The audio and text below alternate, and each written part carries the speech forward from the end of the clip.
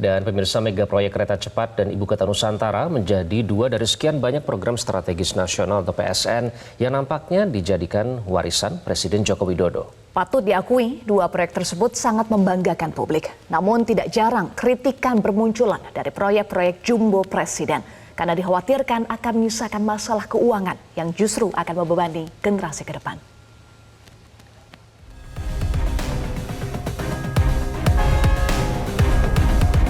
Pengalaman itu mahal, namun sangat berharga dan kita tidak perlu takut karena jika kita konsisten, kesalahan itu akan semakin sedikit.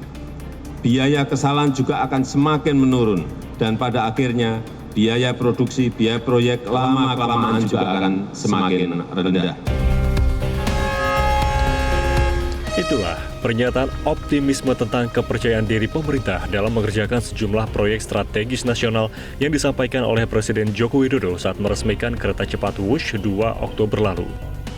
Mega proyek prestisius modernisasi perkeretaapian di Indonesia ini dibangun dengan total anggaran 108 triliun rupiah.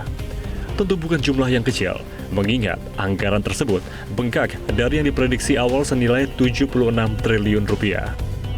Ironisnya, sebagian besar dari total biaya proyek ambisius ini merupakan utang pemerintah Indonesia kepada pemerintah Tiongkok yang diatur dalam Perpres nomor 93 tahun 2021 terkait penjaminan karena adanya cost overrun atau pembengkakan biaya.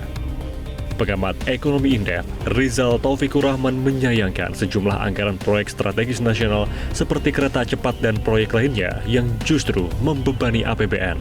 Tentu menjadi PR besar ya bagi negara gitu ya di dalam membayar utang ini karena di awal kan kisaran nilai pembiayaannya kan tidak tidak besar gitu ya, bahkan tadi skemanya juga skema bisnis to bisnis, sekarang malah yang menggerogoti APBN gitu ya, apalagi APBN kita juga sekarang kan lebih banyak dialokasikan juga untuk beberapa PSN yang strategis, contohnya misalnya IKN, itu tambah berat lagi.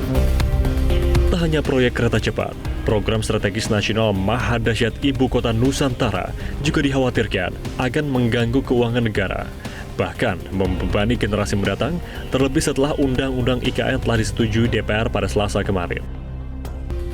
Tentu ini merupakan ketakutan publik yang sangat beralasan.